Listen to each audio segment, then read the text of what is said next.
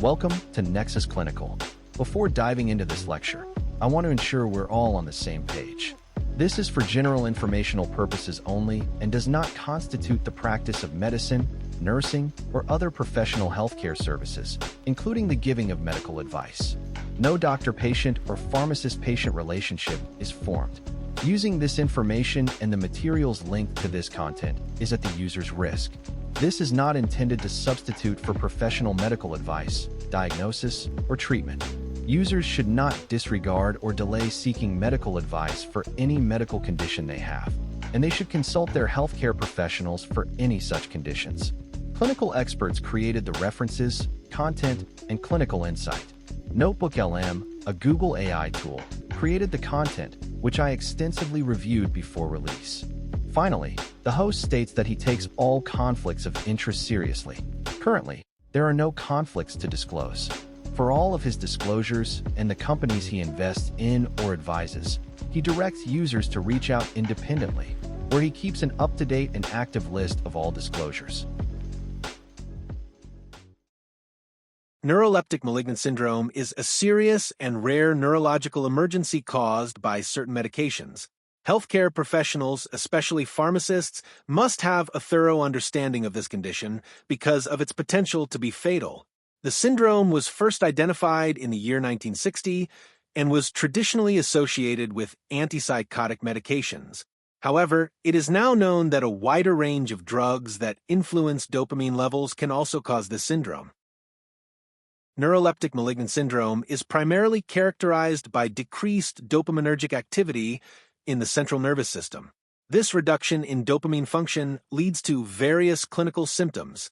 Patients with this condition typically present with a set of 4 core symptoms: altered level of consciousness, muscular rigidity, elevated body temperature, and autonomic dysfunction.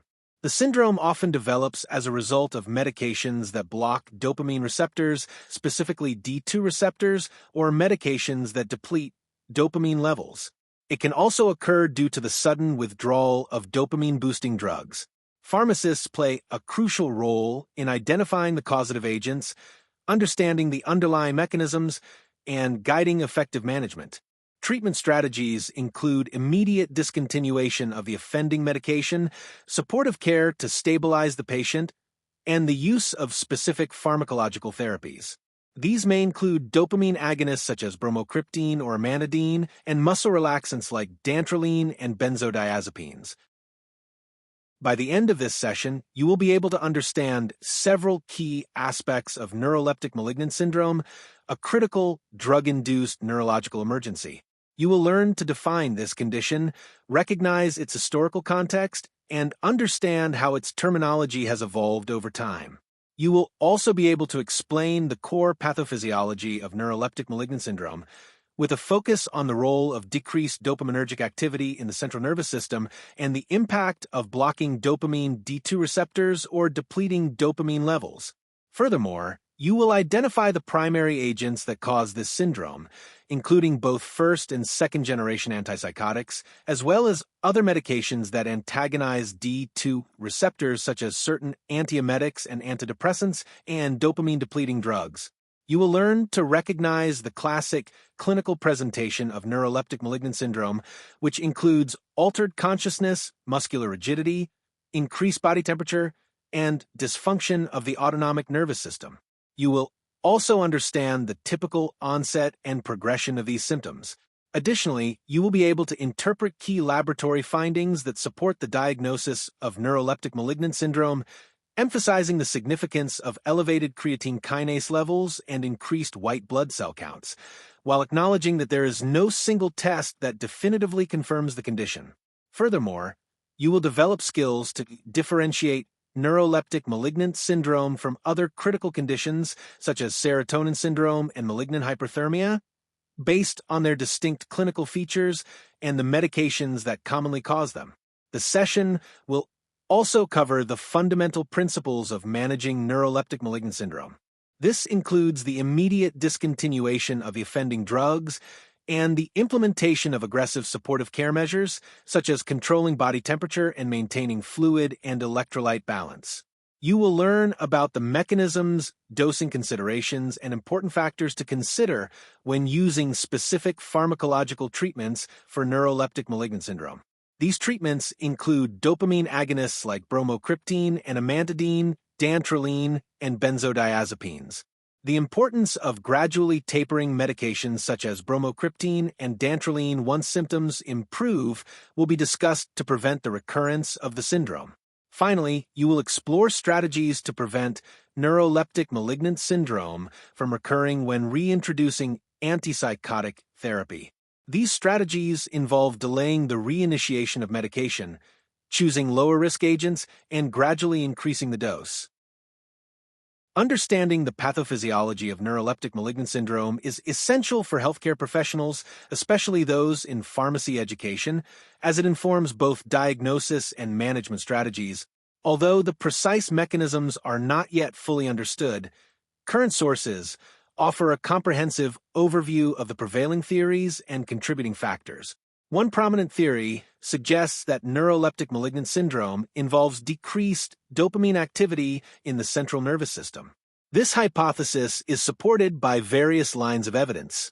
Understanding this core concept is vital for grasping the condition's underlying causes and developing effective treatment strategies. All antipsychotic agents involved in neuroleptic malignant syndrome share the ability to bind and antagonize dopamine D2 receptors. First-generation or typical antipsychotics, particularly high-potency agents such as haloperidol, are most frequently associated with neuroleptic malignant syndrome due to their strong inhibition of dopamine D2 receptors. However, second-generation or atypical antipsychotics also carry a risk. Other medications that block dopamine D2 receptors include drugs such as amoxapine and metoclopramide.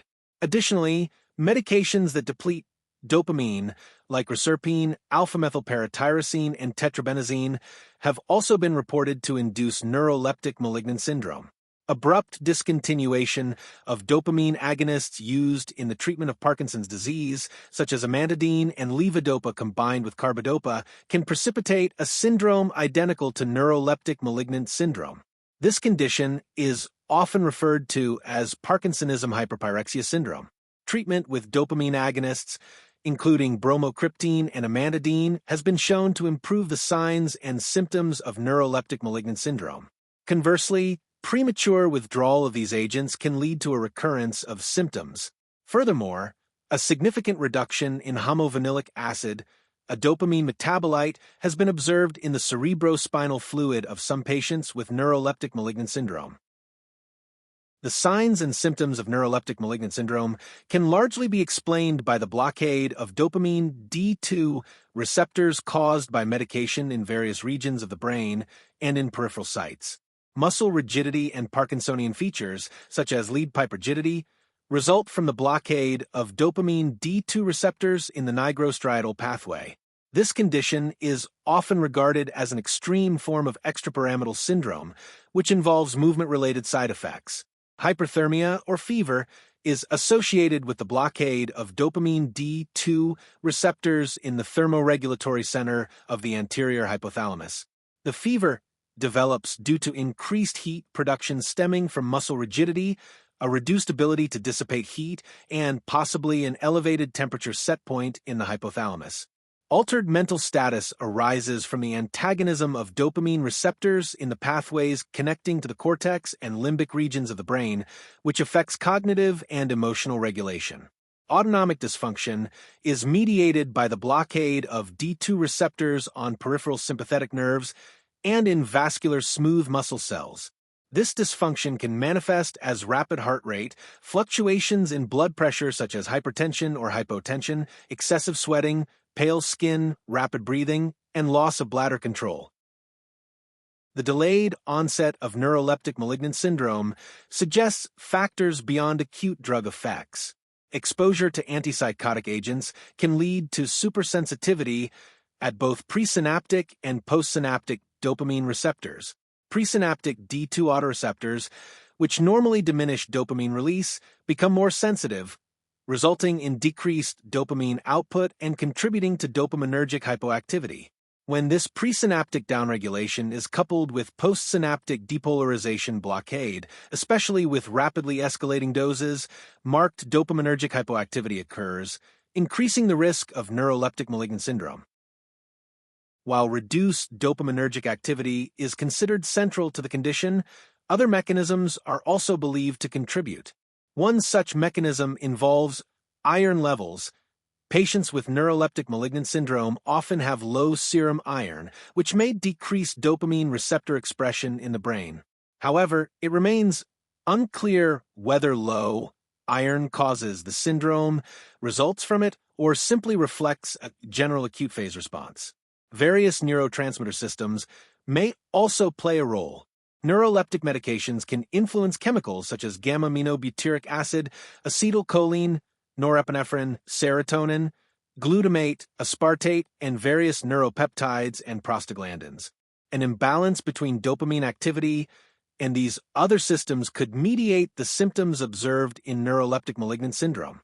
A further proposed mechanism involves disinhibition of glutamatergic and other excitatory amino acid pathways within the central nervous system. Specifically, the blockade of dopamine receptors by antipsychotics may disinhibit the N-methyl diaspartate glutamate receptor. This disinhibition can lead to excessive glutamatergic activity and muscle rigidity. Evidence supporting this theory includes the positive effects of medications like amantadine, an NMDA receptor antagonist, and benzodiazepines, which activate gamma-aminobutyric acid receptors. Neuroleptics might also have direct effects on skeletal muscles, contributing to muscle rigidity, fever, and elevated levels of creatine kinase, an enzyme released from muscle damage. Laboratory studies indicate that neuroleptic drugs can inhibit calmodulin, increase ionized calcium, and induce contraction of muscle fibers. These actions could potentially be countered by drugs such as dantrolene. Nevertheless, the occasional failure of dantrolene to improve symptoms suggests that a primary peripheral muscle effect is unlikely to be the sole cause. In addition, inflammatory cytokines and the kynurenine pathway may be involved, particularly in patients with schizophrenia. Cytokines like interleukin-1 alpha, interleukin-6, and tumor necrosis factor alpha can activate enzymes in the kynurenine pathway, producing 3-hydroxykynurenine. This compound can activate microglia to produce neurotoxic quinolinic acid, which diminishes dopamine neuron firing and may contribute to neurological symptoms. Normally, the pathway produces kynurenic acid, which has neuroprotective effects. Another factor involves the nitric oxide system. A reduction in tetrahydrobiopterin, a cofactor necessary for dopamine synthesis and nitric oxide production, can impair the function of dopaminergic neurons in the nigrostriatal pathway. This impairment may lead to dopamine deficiency. Failure of the nitric oxide system can result in the accumulation of free radicals, damaging mitochondria, decreasing cellular energy production, and harming muscle cells. These processes can contribute to fever and the release of muscle breakdown products such as creatine kinase and myoglobin. Lastly, animal studies suggest that RxNA, a neuropeptide involved in regulating body temperature and thermogenesis, interacts with dopamine pathways. Certain antipsychotic medications, including haloperidol, olanzapine, and quetiapine, can affect RxNA's influence on dopamine neurons and sympathetic nervous system activity. These interactions might influence the development and severity of neuroleptic malignant syndrome. The primary causative agents of neuroleptic malignant syndrome are antipsychotic drugs, also known as neuroleptics. This condition has been associated with nearly all antipsychotic medications since it was first described in 1960 in connection with haloperidol. First-generation, or typical antipsychotics carry the highest risk of causing neuroleptic malignant syndrome.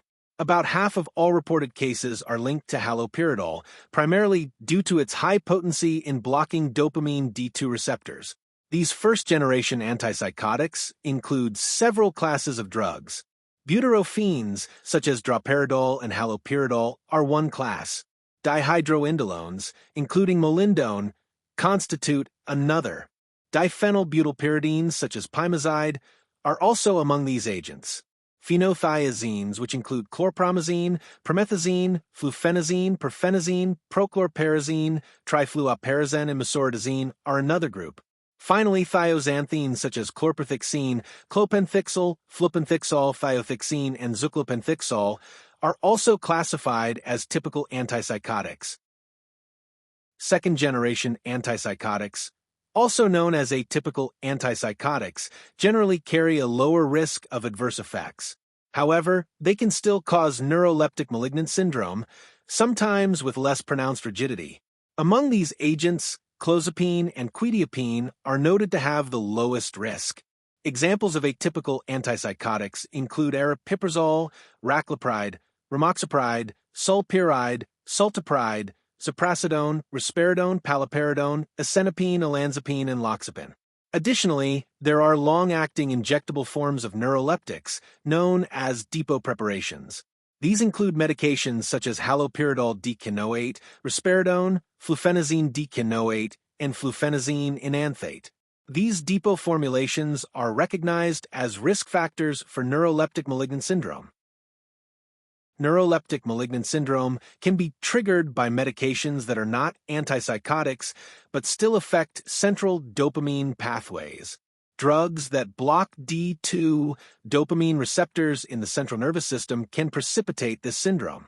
For example, certain antiemetics like metoclopramide, droperidol, prochlorperazine, and promethazine are well-documented causative agents due to their antidopaminergic actions. Metoclopramide, in particular, can also exacerbate serotonin syndrome. Additionally, some antidepressants such as amoxapine, which is a tetracyclic antidepressant with dopamine D2 receptor antagonizing properties, have been implicated. Mood stabilizers like lithium can also increase the risk, especially when used in combination with other medications.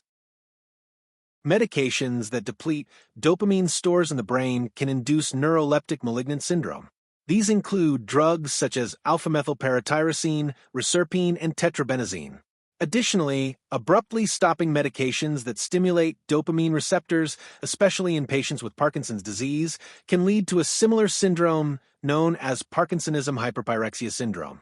Specific agents involved in this withdrawal include amantadine, bromocriptine, and levodopa combined with carbidopa. Furthermore, cessation of chronic cocaine use, which enhances dopamine stimulation, can also trigger neuroleptic malignant syndrome. Withdrawal of intrathecal baclofen has been associated with a syndrome resembling neuroleptic malignant syndrome, although it typically presents with rebound spasticity rather than the classic rigidity associated with the condition. The evidence and literature distinguish between true neuroleptic malignant syndrome and neuroleptic malignant syndrome-like syndromes for certain agents, especially when the evidence is limited to a few case reports and confounding coingestants are present. These agents may cause symptoms resembling neuroleptic malignant syndrome through different mechanisms. Antiepileptic drugs such as carbamazepine, phenytoin, valproic acid, and lamotrigine have been reported to be involved. Notably, valproate has been observed to both precipitate and be used in the treatment of neuroleptic malignant syndrome, highlighting the complexity of its mechanism. Cyclic antidepressants including amitriptyline, desipramine, dothepin, imipramine, maproteline, and trimipramine have also been associated. Selective serotonin reuptake inhibitors such as fluoxetine, paroxetine, and citalopram have been implicated as well. For example, citalopram can trigger acute dystonia, which may serve as a prodromal stage of neuroleptic malignant syndrome. Other agents include miscellaneous drugs such as cocaine, estrogen, monoamine oxidase inhibitors like phenelzyme, and certain skeletal muscle relaxants including cyclobenzaprine, diazepam, and lorazepam. The incidence of neuroleptic malignant syndrome is considered to be uncommon. Reported rates vary depending on the type of study and the population studied. Retrospective studies have shown that the occurrence of the syndrome among individuals exposed to neuroleptic drugs ranges from 0.02% to 3.2%. In contrast, prospective studies have reported incidences between 0.02% and 2.2%. One prospective study identified 4 cases of neuroleptic malignant syndrome among 2,695 patients treated with antipsychotic medications between 1986 and 1990. Another study noted a single case in 1,470 patients treated within a 1-year period from 1986 to 1987. When data from multiple studies are combined, it is estimated that neuroleptic malignant syndrome occurs in approximately 2 out of every 1,000 patients receiving antipsychotic treatment. More recent data suggest that the risk of developing neuroleptic malignant syndrome is roughly between 0.01% and 0.04% among individuals exposed to antipsychotics. The incidence and mortality rates associated with neuroleptic malignant syndrome have decreased since the 1980s. This decline is largely attributed to increased awareness, earlier recognition of the condition, reduction of suspected risk factors, and more prompt and effective treatment. Neuroleptic malignant syndrome affects individuals across all age groups. However, the majority of cases occur in patients between the ages of 20 and 50 years, with an average age of around 40. This distribution is thought to reflect the patterns of antipsychotic drug use within society rather than indicating a true age-related predisposition. The syndrome occurs approximately twice as frequently in men as in women, which is also believed to be due to the higher rate of neuroleptic medication use among men. Some sources suggest that there is no significant difference in the incidence of the syndrome based on age or sex. Historical data may simply indicate that younger men tend to receive higher doses of neuroleptic drugs. Additionally, postpartum women are considered to be at risk because they are more likely to be prescribed psychotropic medications for psychiatric conditions. Several potential risk factors have been identified based on case series and reviews. These include the rapid initiation of antipsychotic therapy, quick dose escalations, and the use of larger doses of neuroleptic agents shortly after hospital admission. It is believed that the decline in the incidence of neuroleptic malignant syndrome may be partly due to increased awareness of these risk factors and a corresponding reduction in rapid tranquilization practices.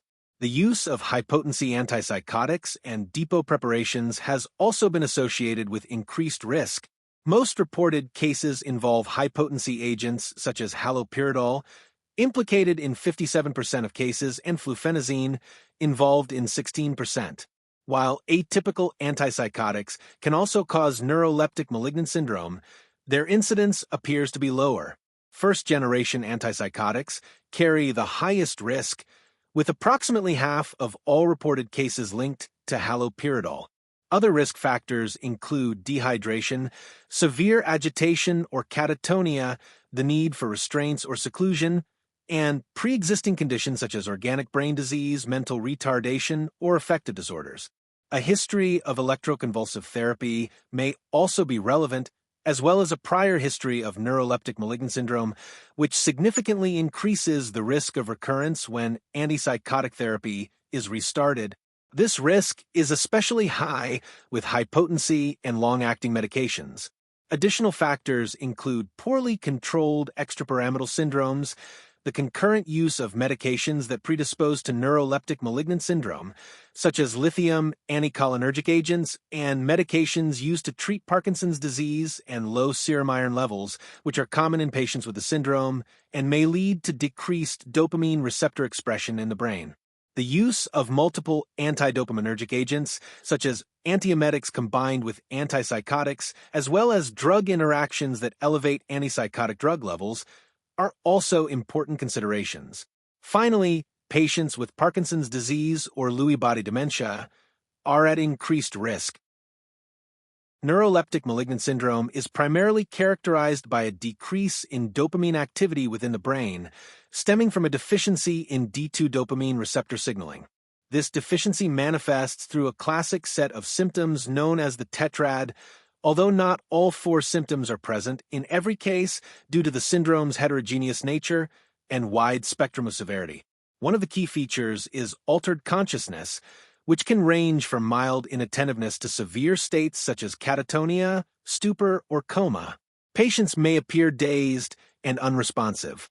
Muscular rigidity is another prominent feature, often described as Parkinsonian or lead pipe rigidity. This rigidity is present in a high percentage of cases and is typically unresponsive to anticholinergic treatments. Fever or hyperthermia is also common, with temperatures often exceeding 38 degrees Celsius and in about 40% of patients rising above 40 degrees Celsius. This fever generally does not involve chills and tends not to respond to standard antipyretic medications. Autonomic dysfunction is another critical aspect, manifesting as sympathetic hyperactivity. Patients may experience rapid heart rate, rapid breathing, labile blood pressure that can fluctuate between hypertension and hypotension, profuse sweating, excessive salivation, paleness, flushing, and urinary incontinence. It is noteworthy that mental status changes and extrapyramidal symptoms often precede the development of hyperthermia and autonomic instability. This early presentation can make diagnosis challenging. Extrapyramidal movement disorders such as tremors, slowed movement, dystonia, and episodes of abnormal eye movements are also frequently observed in affected individuals. Neuroleptic malignant syndrome is a heterogeneous disorder that exhibits a wide spectrum of clinical severity, making early diagnosis challenging due to its variable presentation.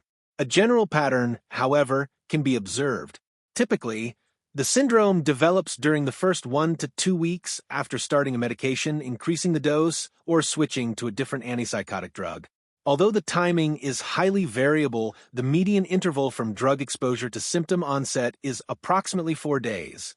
Only about 16% of patients will show symptoms within 24 hours of medication administration, while around 66% develop symptoms within the first week. Some cases may appear as early as within a day, whereas others may occur more than 30 days after exposure. Most cases, approximately 70 to 82%, tend to follow a distinct sequence. In this pattern, mental status changes or muscular rigidity generally precede autonomic dysfunction and hyperthermia. Initial symptoms often include agitation, which can later progress to mutism, catatonia, and eventually coma.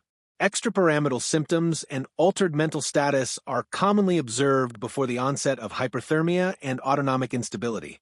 This progression can make early diagnosis difficult, as patients may initially present with only some of these features.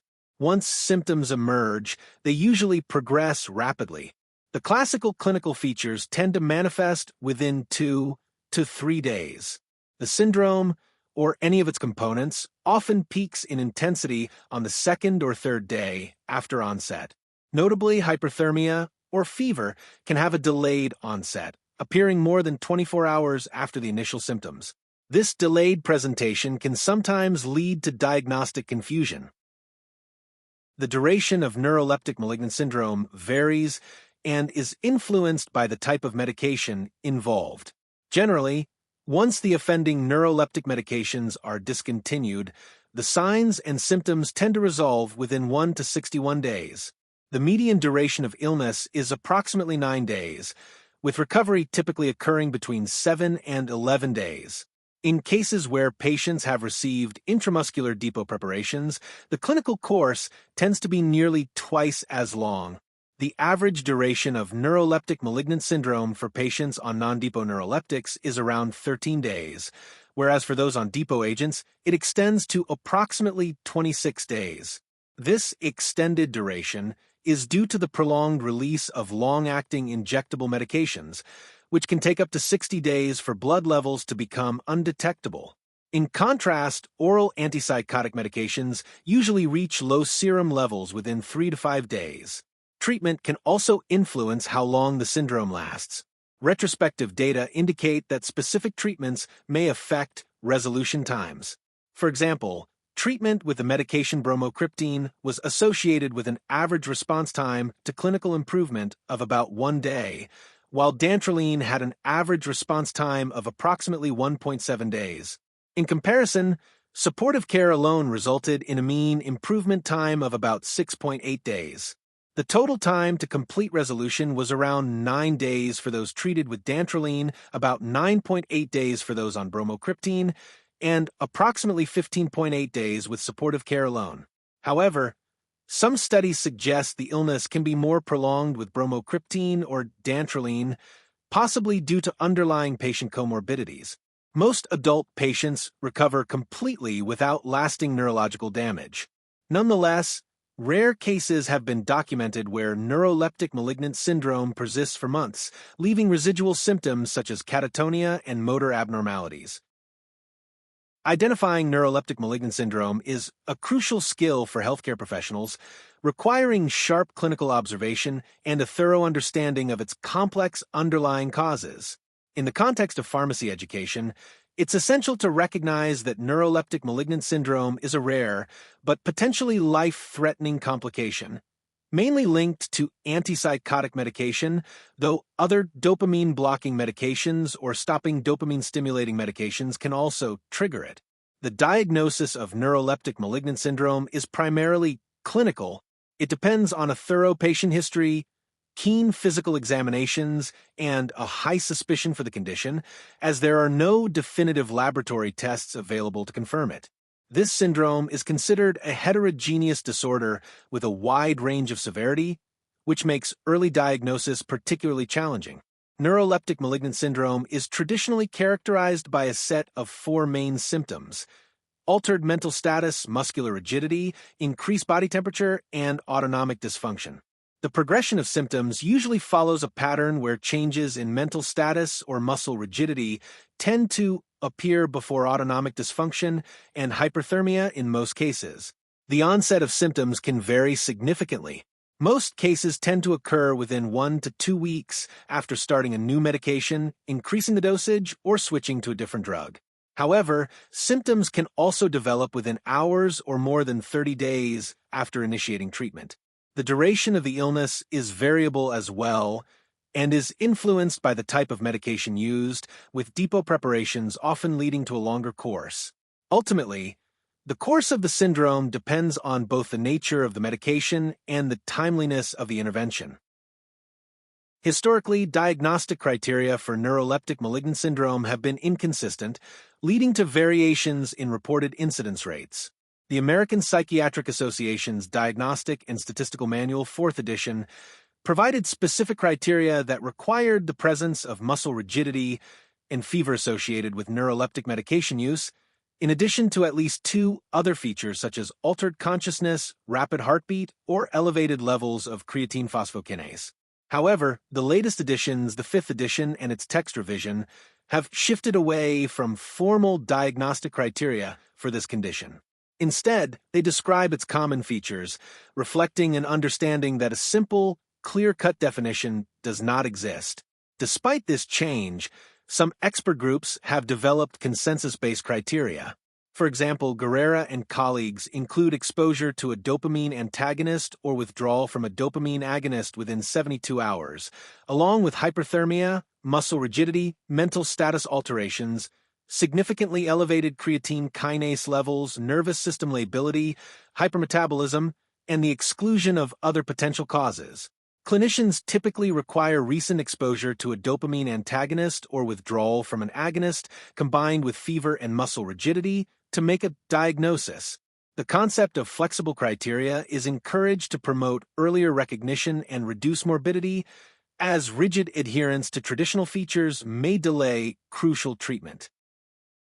While no laboratory test is specifically definitive or diagnostic for neuroleptic malignant syndrome, several findings can support the diagnosis and are crucial for assessing the severity of the condition as well as ruling out alternative diagnoses. One of the most common laboratory abnormalities is an elevation in creatine kinase levels, which often exceeds 3 or even 4 times the upper limit of normal, commonly resulting in levels greater than 1,000 units per liter in most patients. This increase reflects muscle breakdown or myonecrosis due to intense muscle rigidity and hyperthermia and can lead to complications such as rhabdomyolysis, myoglobinuria, and acute kidney failure. However, it's important to note that creatine kinase levels can be normal early in the disease course, which could provide a false sense of security. Leukocytosis, characterized by a white blood cell count between 10,000 and 40,000 per cubic millimeter, is also common. This may occur with or without a left shift. Additionally, C-reactive protein levels may be elevated. Electrolyte abnormalities are frequently observed and can include disturbances such as sodium level changes, low calcium levels, low magnesium levels, and high potassium levels. These abnormalities often result from rhabdomyolysis and dehydration. Other laboratory findings include mild elevations in hepatic aminotransferases, lactate dehydrogenase, and reduced serum iron levels. Patients may also develop anion gap metabolic acidosis and hypoxemia, indicating further systemic involvement. Imaging and special diagnostic tests such as lumbar puncture, radionuclide brain scans, computed tomography scans, magnetic resonance imaging, and electroencephalography are typically either normal or show nonspecific abnormalities. Their main purpose is to rule out other neurological conditions. Magnetic resonance imaging is preferred over computed tomography scans if autoimmune encephalitis is suspected. A comprehensive evaluation includes documenting the history of neuroleptic treatment, including the type, dose, route, and duration of medication. It also involves recording any concurrent medications, pre-existing risk factors such as dehydration, agitation, Parkinson's disease, Lewy body dementia, personal or family history of neuroleptic malignant syndrome, rapid increases in neuroleptic dosage, parenteral administration, co-administration with lithium, and iron deficiency. Additionally, it is important to establish the precise timeline of symptom development. Laboratory tests and diagnostic procedures are primarily used to exclude other possible diagnoses and to identify potential complications. Given the severe and nonspecific symptoms of neuroleptic malignant syndrome, it is crucial to distinguish this condition from other similar disorders.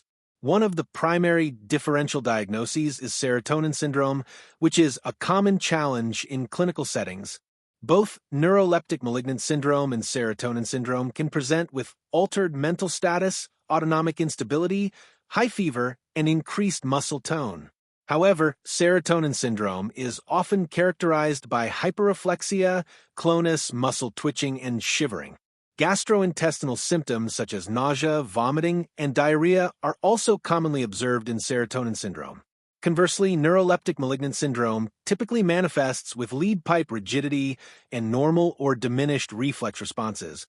Additionally, serotonin syndrome usually develops and reaches its peak more rapidly within hours, whereas neuroleptic malignant syndrome tends to develop over days. Another important differential diagnosis is malignant hyperthermia, a genetic disorder that can be mistaken for neuroleptic malignant syndrome. Malignant hyperthermia shares features such as hyperthermia and muscle rigidity, but is usually triggered by specific anesthetic agents or muscle relaxants. It presents with an abrupt onset during or immediately after anesthesia induction. Catatonia, especially malignant catatonia, is a condition where neuroleptic malignant syndrome is sometimes considered a form. Lethal catatonia, an idiopathic psychiatric syndrome, can mimic neuroleptic malignant syndrome. It presents with symptoms such as catalepsy, rigidity, fever, and autonomic instability. However, it often begins with extreme agitation and has distinct motor symptoms like waxy flexibility, stereotypies, and automatisms, with rigidity appearing later. Drug-induced Parkinsonism and extrapyramidal symptoms are much more common than neuroleptic malignant syndrome. These conditions can present with rigidity, tremor, or dystonia. Neuroleptic malignant syndrome is sometimes seen as an extreme progression of extrapyramidal symptoms. Withdrawal from certain drugs can cause syndromes similar to neuroleptic malignant syndrome. For example, abrupt discontinuation of dopamine agonists such as levodopa combined with carbidopa can lead to Parkinsonism hyperpyrexia syndrome, which is identical to neuroleptic malignant syndrome. Withdrawal from muscle relaxants such as intrathecal baclofen or sedatives and alcohol can also produce symptoms resembling neuroleptic malignant syndrome. Infections like sepsis, meningitis, encephalitis, and other severe infections can cause fever, altered mental status, and rigidity. Therefore, a thorough infectious workup, including blood and cerebrospinal fluid cultures, is necessary to rule out infectious causes. Autoimmune encephalitis, for example, anti-NMDA receptor encephalitis, can present with symptoms such as delirium, hyperthermia, seizures, and autonomic instability, mimicking neuroleptic malignant syndrome. If suspected, specific antibody testing should be conducted. Other toxicological and metabolic causes include sympathomimetic intoxication from substances such as amphetamines and cocaine, anticholinergic poisoning, lithium toxicity, severe heat stroke, or endocrinopathies like thyrotoxicosis. In essence, diagnosing neuroleptic malignant syndrome requires a comprehensive and systematic approach. This involves considering the pharmacological history, clinical presentation, and conducting laboratory and imaging studies to exclude other potential causes. As our understanding of the syndrome's underlying mechanisms and diagnostic criteria continues to evolve, ongoing professional development in pharmacotherapy is essential for timely and accurate patient management. Neuroleptic malignant syndrome is an uncommon yet potentially fatal complication that occurs as an idiosyncratic reaction often associated with antipsychotic drug therapy. It requires prompt and meticulous intervention from healthcare professionals, including pharmacists. Understanding the nuanced treatment approaches is essential for achieving optimal patient outcomes. The treatment of neuroleptic malignant syndrome is primarily empirical. It relies heavily on aggressive supportive care and pharmacological strategies aimed at reversing dopamine dysregulation and mitigating severe complications. Increased awareness and timely intervention have demonstrably reduced the morbidity and mortality associated with this condition. Treatment approaches are guided by the severity of the syndrome. For mild cases, benzodiazepines are recommended. Moderate cases should be treated with benzodiazepines combined with either bromocriptine or amantadine. Severe cases require treatment with dantrolene and a dopamine agonist, such as bromocriptine or amantadine. Additionally, electroconvulsive therapy may be considered as an adjunct for both moderate and severe forms. The most critical step in managing suspected neuroleptic malignant syndrome is the immediate discontinuation of all implicated medications. This includes antipsychotic drugs, whether typical or atypical, and other drugs that antagonize D2 receptors, such as antidepressants like amoxapine, antiemetics such as metoclopramide, droperidol, and prochlorperazine. Drugs that may potentiate neuroleptic malignant syndrome, such as lithium and anticholinergics, should also be stopped. However, if neuroleptic malignant syndrome is triggered by the sudden withdrawal of dopamine agonists, including drugs such as amantadine or levodopa with carbidopa, especially in patients with Parkinson's disease, these dopamine agonists should be promptly restarted. It is important to consider the pharmacokinetics of different formulations. Long-acting injectable antipsychotics can have effects lasting up to 60 days, whereas oral formulations typically decline within 3 to 5 days. Supportive care is the foundation of managing neuroleptic malignant syndrome and often has the most significant impact. Patients diagnosed with or suspected of having neuroleptic malignant syndrome, especially those presenting with high fever and muscle rigidity, should be admitted to a well-equipped intensive care unit for close monitoring and comprehensive treatment. Ensuring the airway and respiratory function is crucial. Adequate ventilation and oxygenation must be maintained, and in some cases, preventive endotracheal intubation may be necessary for patients experiencing breathing difficulties due to muscle rigidity, severe hyperthermia, excessive saliva production that risks aspiration, difficulty swallowing, low oxygen levels, metabolic acidosis, or coma. The production of excess saliva can be managed with medications that block parasympathetic activity, such as glycopyrrolate. Controlling body temperature aggressively is vital. Physical cooling methods include using cooling blankets, applying ice packs to the groin and armpits, and utilizing evaporative cooling techniques like mists and fans. Additionally, cooled intravenous fluids can be administered. Although medications like acetaminophen can be given to reduce fever, they generally do not significantly lower the core body temperature in cases of neuroleptic malignant syndrome. Maintaining fluid and electrolyte balance through rapid and vigorous intravenous hydration is essential to keep blood volume normal and prevent kidney failure caused by muscle breakdown. The aim is to achieve a urine output of at least 50 to 100 milliliters per hour, with some guidelines suggesting up to 200 to 300 milliliters per hour in severe situations. Careful monitoring and correction of electrolyte disturbances such as low calcium and magnesium levels, abnormal sodium levels, hypotassium and metabolic acidosis are also critical. Because neuroleptic malignant syndrome often causes muscle breakdown or rhabdomyolysis, it is important to monitor serum levels of creatine phosphokinase, which typically become very elevated, often exceeding 1,000 units per liter. Ensuring adequate hydration helps prevent the release of harmful myoglobin into the kidneys, which can cause kidney damage. Avoiding substances that can harm the kidneys is advisable. In severe cases where kidney failure occurs, dialysis may be needed. Patients frequently experience rapid heart rates and unstable blood pressure due to autonomic nervous system dysfunction. These fluctuations should be managed carefully with short-acting medications. Drugs such as clonidine or calcium channel blockers like clofidipine and nicardipine can be used to treat severe blood pressure abnormalities. Preventative measures include administering low-dose blood thinners to reduce the risk of blood clots and providing medications to prevent stomach ulcers, especially in patients on mechanical ventilation. Nutritional support, potentially via a feeding tube inserted through the nose, is also important for patients who are unconscious. Finally, because it can be difficult to distinguish neuroleptic malignant syndrome from systemic infections early on, empirical antibiotic therapy is often recommended initially to prevent unnecessary delays in treatment. The role of specific pharmacotherapies for treating neuroleptic malignant syndrome is less well established.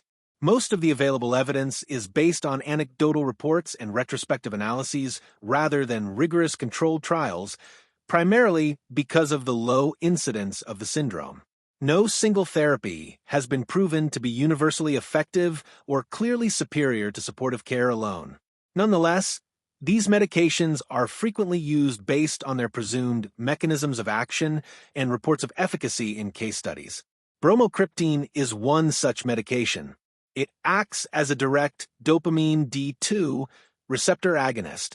Its main function in treating neuroleptic malignant syndrome is to counteract the antidopaminergic effects of the antipsychotic medications involved, thereby restoring dopamine signaling within the brain.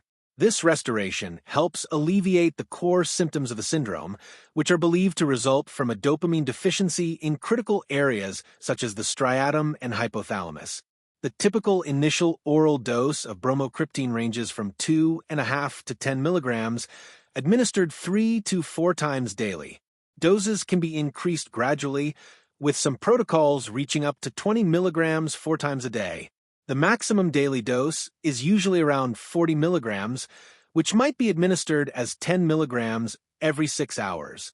It is generally recommended to take bromocriptine with food to reduce gastrointestinal side effects such as nausea and vomiting. The appropriate dosage for children has not been clearly established. Treatment with bromocriptine should continue until the symptoms of neuroleptic malignant syndrome have resolved. This period typically lasts from 5 to 10 days, but can vary from 2 to 56 days. Once symptoms have subsided, gradual tapering of the medication over 3 to 10 days is crucial. Discontinuing bromocriptine abruptly has been associated with a recurrence of symptoms. It is also advised to continue the medication for about 10 days after the syndrome has resolved, then taper it off very gradually to prevent relapse. Bromocriptine has been observed to improve the signs and symptoms of neuroleptic malignant syndrome.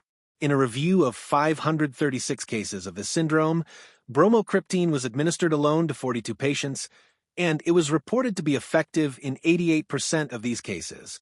Additionally, a retrospective analysis involving 67 cases indicated that bromocriptine significantly reduced the time to clinical improvement and the complete resolution of symptoms compared to supportive care alone. The average response time to clinical improvement with bromocriptine was 1 day, and the average time to complete symptom resolution was approximately 10 days, whereas with supportive care, these times were about 6 and 15 days, respectively. Studies involving adolescents and children have also shown that bromocriptine is associated with a significantly shorter duration of illness. When used alone, bromocriptine has been reported to reduce mortality rates from neuroleptic malignant syndrome to 7.8%. It is important to note that combining the drug with another medication called dantrolene has not consistently demonstrated additional survival benefits over either drug used alone. Regarding side effects and contraindications, nausea and vomiting are common and result from stimulation of dopamine receptors in the chemoreceptor trigger zone. Bromocriptine may also worsen psychosis or other severe psychiatric disorders, which is a critical consideration given the typical patient population. Other potential side effects include abnormal movements and low blood pressure. Contraindications to using bromocriptine include uncontrolled high blood pressure, hypertensive disorders during pregnancy, and breastfeeding. Drug interactions are also a concern, especially with medications that induce or inhibit a liver enzyme called cytochrome P453A4, or with other drugs that block dopamine receptors such as some antipsychotics and antiemetics, as these could oppose the effects of bromocriptine. Since bromocriptine is mainly eliminated through the bile, it may be a preferred option for patients with kidney failure. However, caution is advised when considering it for individuals with liver impairment. It is important to emphasize that while these dopamine agonists are a cornerstone of neuroleptic malignant syndrome treatment, the evidence supporting their efficacy largely stems from case reports and retrospective studies rather than randomized controlled trials, highlighting the need for careful clinical judgment and individualized patient management.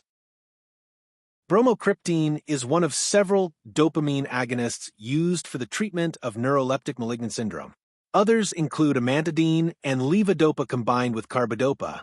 Amantadine works by enhancing presynaptic dopamine release and acts as a non-competitive N-methyl diaspartate glutamate receptor antagonist. Its indirect mechanism of action can be particularly beneficial when residual antipsychotic medications are still present, as it does not directly compete for dopamine receptor binding. The typical dosing of amantadine is between 100 to 200 milligrams taken orally twice daily, with a maximum of 200 milligrams twice daily, totaling 400 milligrams per day. Renal dose adjustments are necessary to ensure safety. Amantadine has a favorable safety profile and is well tolerated, making it a suitable option for milder cases or drug-induced Parkinsonism. However, it can cause neuropsychiatric side effects such as insomnia, confusion, and psychosis, as well as anticholinergic effects. In severe refractory cases, it can be combined with bromocriptine. Regarding its efficacy, a review of 16 cases indicated that amantadine was effective in all treated cases. Preliminary case control data suggest that its use may be associated with a reduction in mortality rates to less than 6%. Levodopa and carbidopa, commonly known by the brand name Sinemet, are medications that work by increasing the storage of dopamine in the presynaptic neurons. These drugs are typically administered orally 3 to 4 times a day, with dosages ranging from 25 milligrams of levodopa and 250 milligrams of carbidopa up to 75 milligrams of levodopa and 300 milligrams of carbidopa per dose. In a review involving 16 patients, this combination was found to be effective in 94% of the cases. In instances where neuroleptic malignant syndrome is severe or resistant to standard treatment, physicians may consider combining dopamine receptor agonists such as bromocriptine and amantadine to enhance the therapeutic effect. Dantrolene is a fundamental agent in managing neuroleptic malignant syndrome, functioning primarily as a direct skeletal muscle relaxant. Understanding its pharmacology and proper application is essential for pharmacists involved in critical care and toxicology. Neuroleptic malignant syndrome is characterized by severe muscle rigidity, hyperthermia, altered mental status, and autonomic dysfunction. It fundamentally results from central dopaminergic hypoactivity, often caused by dopamine D2 receptor blockade. While dopamine agonists target this primary neurochemical imbalance, dantrolene addresses the severe physical manifestations, which significantly contribute to morbidity and mortality. The mechanism of action of dantrolene involves inhibiting calcium release from the sarcoplasmic reticulum in skeletal muscle cells. By uncoupling excitation and contraction, it directly relaxes muscle fibers, reducing tonic muscle contraction. This effect is vital in neuroleptic malignant syndrome because muscle rigidity can increase heat production, a process known as thermogenesis.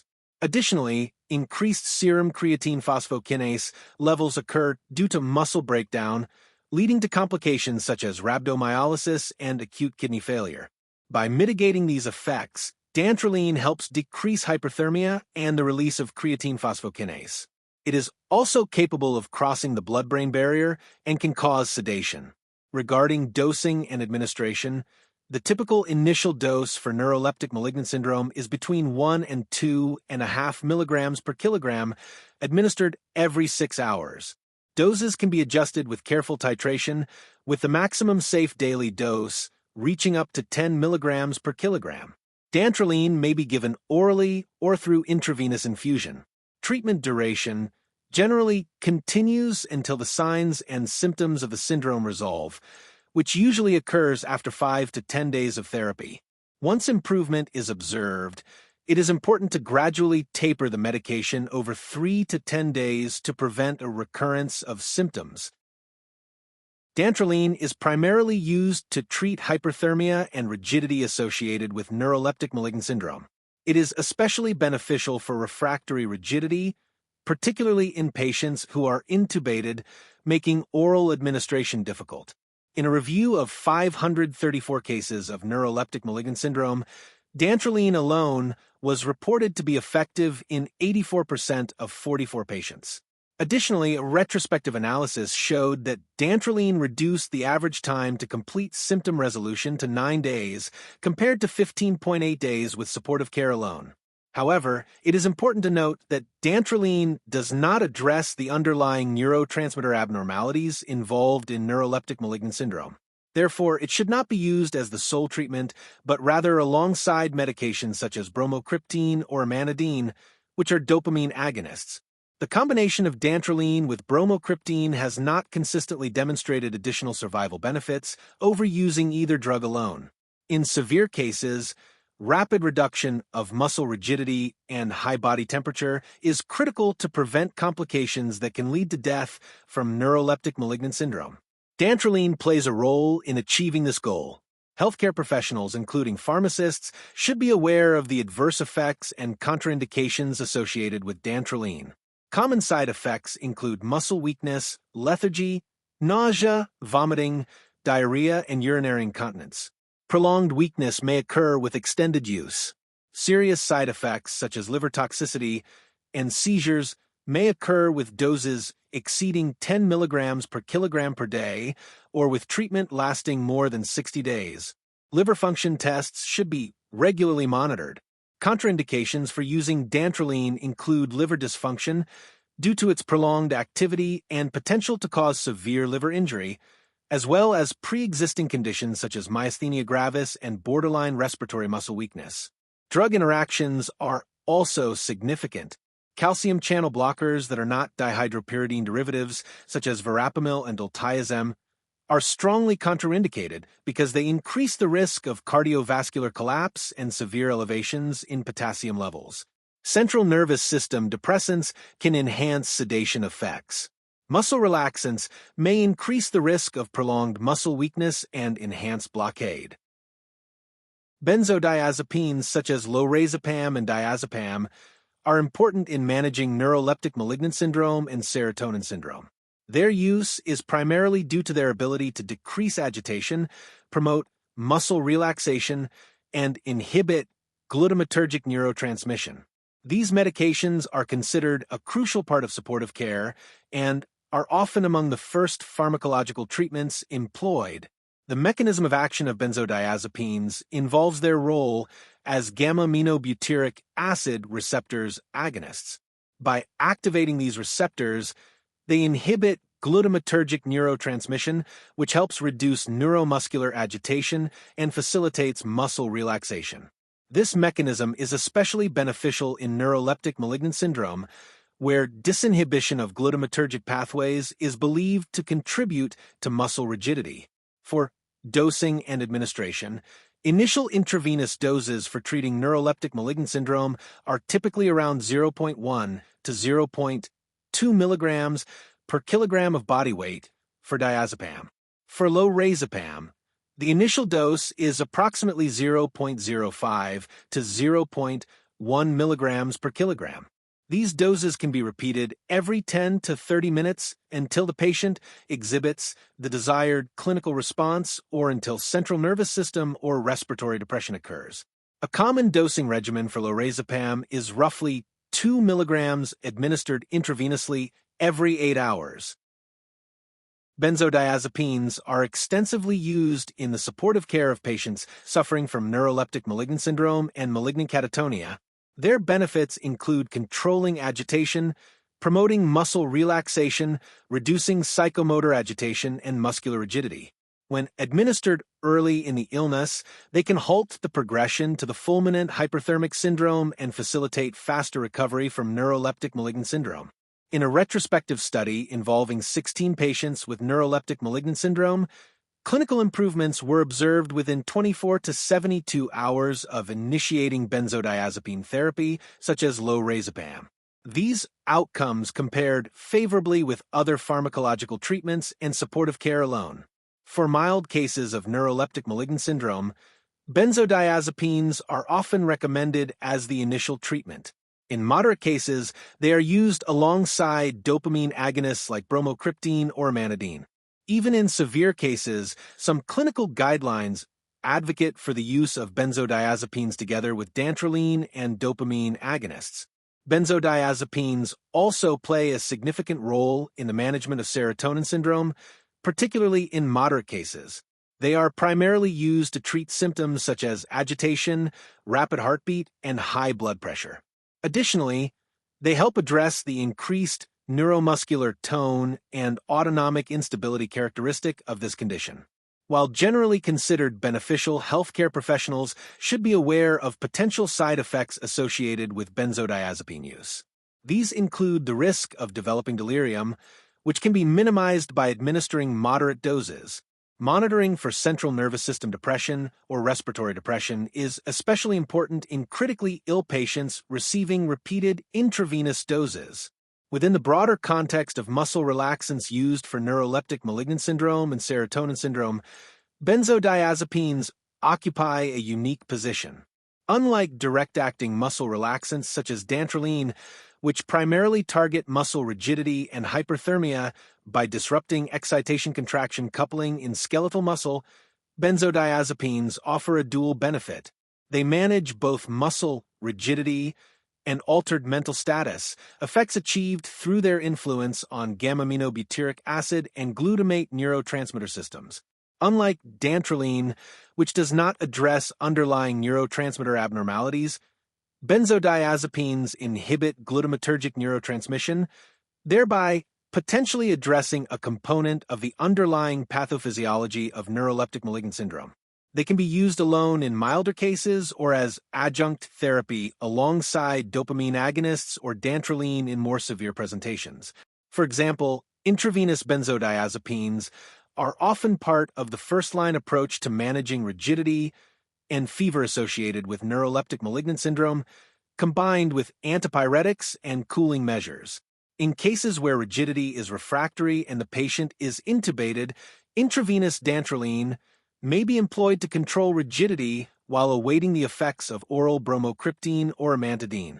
In situations where psychomotor agitation resists treatment with repeated benzodiazepine doses, other agents such as phenobarbital might be considered, although clinical experience with such alternatives remains limited. For the most severe and refractory cases of neuroleptic malignant syndrome, the use of non-depolarizing neuromuscular blocking agents, such as pancuronium, can be a critical life-saving intervention. This approach is typically reserved for extreme instances where symptoms include severe rigidity and dangerously high body temperatures, particularly when temperatures exceed 40 degrees Celsius. It is indicated when other measures, including benzodiazepines or dantrolene, are insufficient, or when rapid and predictable reduction of rigidity and fever is urgently needed. This is especially relevant in patients presenting with severe hyperthermia and rigidity, or when dantrolene therapy has failed. By inducing complete paralysis of the muscles, these agents directly and swiftly eliminate muscle contractions that generate heat and contribute to rigidity. This mechanism is vital for preventing or mitigating severe complications such as acute respiratory failure caused by muscular rigidity of the respiratory muscles, muscle breakdown, kidney injury, and cardiovascular collapse. Administration of neuromuscular blocking agents generally requires endotracheal intubation and mechanical ventilation to support breathing due to the cessation of skeletal muscle activity. It is often considered in patients who are intubated and continue to experience muscular rigidity despite initial medical therapy. In the management of neuroleptic malignant syndrome, rapid muscle relaxation is a crucial objective for severely ill patients. While medications like dantrolene and dopamine agonists may take 1 or more days to reduce fever and rigidity, immediate paralysis can offer a swift solution in critical situations. This intervention can serve as a vital step while waiting for the full effects of other drugs or in cases where initial pharmacotherapy fails. Other agents used in the treatment of neuroleptic malignant syndrome include anticholinergic agents, although most evidence does not support their effective use for this condition. They are generally ineffective at reducing clinical effects or shortening the duration of illness, and may even worsen hyperthermia by impairing heat dissipation.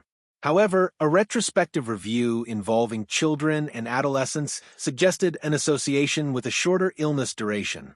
Anticholinergic agents are highly effective for treating acute dystonia and Parkinsonism, but are not suitable for neuroleptic malignant syndrome.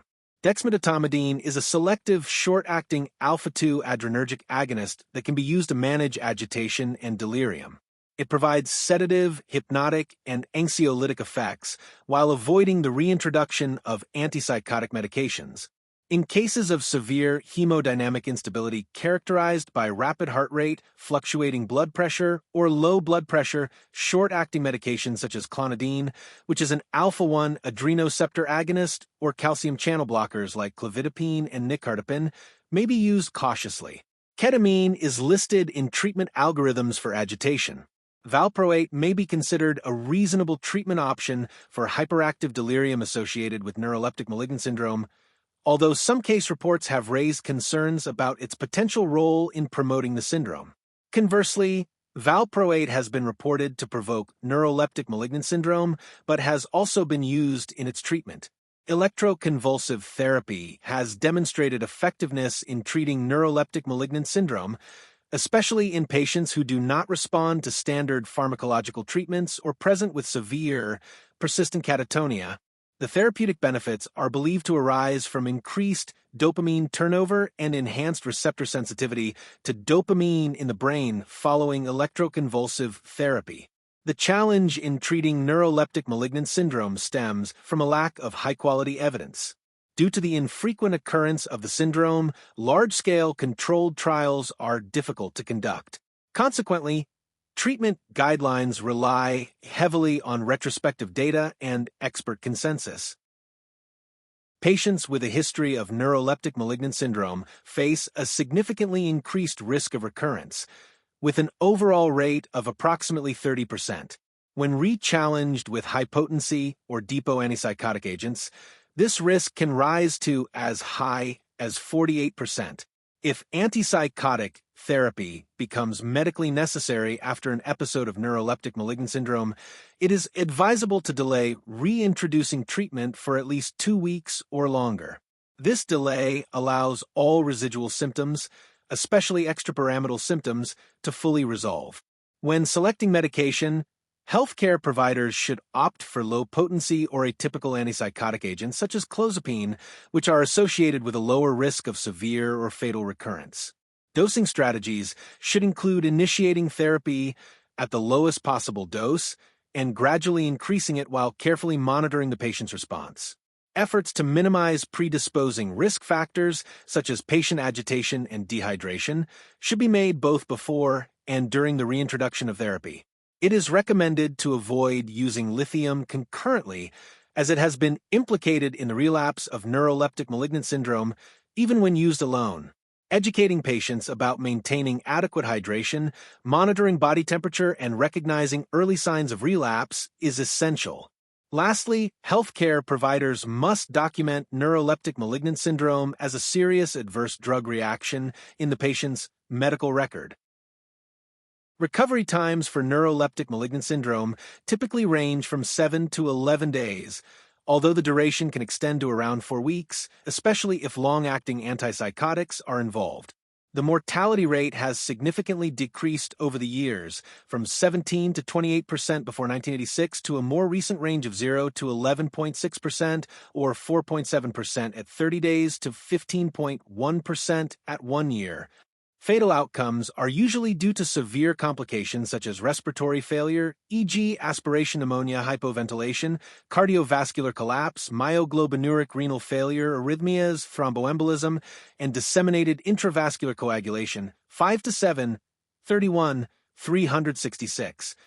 Acute respiratory insufficiency is identified as the strongest independent predictor of mortality. Fortunately, most adult patients who recover from neuroleptic malignant syndrome do so fully, without lasting neurological effects. Neuroleptic malignant syndrome is a critical yet rare neurological emergency caused by certain medications. Healthcare professionals, especially pharmacists, must thoroughly understand this condition because it can be fatal. It was first identified in 1960 and was originally associated with antipsychotic drugs. However, we now know that a wider range of medications that influence dopamine levels can cause it. The core issue in neuroleptic malignant syndrome is a decrease in dopamine activity within the central nervous system. All drugs implicated in this syndrome block dopamine D2 receptors. Other medications that antagonize these receptors, such as metoclopramide or drugs that deplete dopamine, like certain Parkinson's disease treatments, can also trigger the syndrome. Moreover, abrupt withdrawal of dopamine-enhancing drugs, such as amantadine or combinations like levodopa with carbidopa, can lead to a similar condition. This reduction in dopamine activity explains the typical symptoms, which include altered mental status, muscular rigidity, often described as lead pipe, high fever, and dysfunction of autonomic nervous system functions. Typically, mental status changes and movement disorders appear before fever and autonomic instability. The syndrome usually develops within the first 1 to 2 weeks after starting or changing medication dosages, but the onset can vary widely. Diagnosis of neuroleptic malignant syndrome is primarily clinical, relying on patient history and physical findings, as there are no specific laboratory tests to confirm it. Laboratory tests often show elevated creatine kinase levels, sometimes 3 or 4 times higher than normal, indicating muscle damage, along with increased white blood cell counts, differentiating it from other serious conditions such as serotonin syndrome, which involves heightened reflexes and clonus, malignant hyperthermia, and severe infections is essential for appropriate treatment. Treatment focuses on immediate and supportive measures. The first step is to stop all drugs that might have caused the syndrome, including antipsychotics, dopamine antagonists, and other medications known to precipitate it, such as lithium.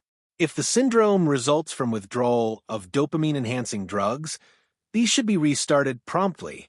Patients often require intensive care, with close monitoring in an intensive care unit. Supportive care includes managing the airway and breathing, applying physical cooling methods to reduce high fever, administering fluids intravenously to prevent kidney failure caused by muscle breakdown, and correcting electrolyte imbalances. Specific medications are used to address the syndrome. Dopamine agonists like bromocriptine and amantadine are employed to reverse the effects of dopamine blockade. Bromocriptine stimulates dopamine D2 receptors directly, while amantadine increases dopamine release from nerve terminals. These treatments are continued until symptoms resolve, usually within 5 to 10 days, and then gradually tapered to prevent recurrence. Dantrolene is a muscle relaxant that inhibits calcium release within muscle cells to reduce rigidity and fever, often used alongside other treatments, but it does not treat the underlying cause of the syndrome. It also requires gradual tapering once therapy is complete. Additional medications include benzodiazepines such as lorazepam and diazepam, which are used to reduce agitation, relax muscles, and decrease nerve activity. In very severe cases where muscle rigidity and high fever do not respond to other measures, neuromuscular blocking agents like pancuronium may be used to induce paralysis and facilitate mechanical ventilation. Electroconvulsive therapy may be considered in cases that are resistant to standard treatments or involve severe psychiatric symptoms like catatonia. Since the 1980s, the incidence and death rates associated with neuroleptic malignant syndrome have declined, thanks to increased awareness and earlier intervention. Recovery typically takes about a week to 11 days, although it may be longer for patients on depot antipsychotics. Patients who have experienced the syndrome are at a significantly increased risk of recurrence, with studies showing up to a 30% chance if antipsychotics are reintroduced. To minimize this risk, reinitiation should be delayed for at least 2 weeks and involve low-potency or atypical medications such as clozapine. These should be started at the lowest possible doses and increased gradually under close medical supervision. This was an episode of the Nexus Clinical Podcast. This is for general informational purposes only and does not constitute the practice of medicine, nursing, or other professional healthcare services, including the giving of medical advice. No doctor-patient or pharmacist-patient relationship is formed. Using this information and the materials linked to this content is at the user's risk. This is not intended to substitute for professional medical advice, diagnosis, or treatment. Users should not disregard or delay seeking medical advice for any medical condition they have, and they should consult their healthcare professionals for any such conditions. Clinical experts created the references, content, and clinical insight. NotebookLM, a Google AI tool, created the content, which I extensively reviewed before release. Finally, the host states that he takes all conflicts of interest seriously. Currently, there are no conflicts to disclose. For all of his disclosures and the companies he invests in or advises, he directs users to reach out independently, where he keeps an up-to-date and active list of all disclosures.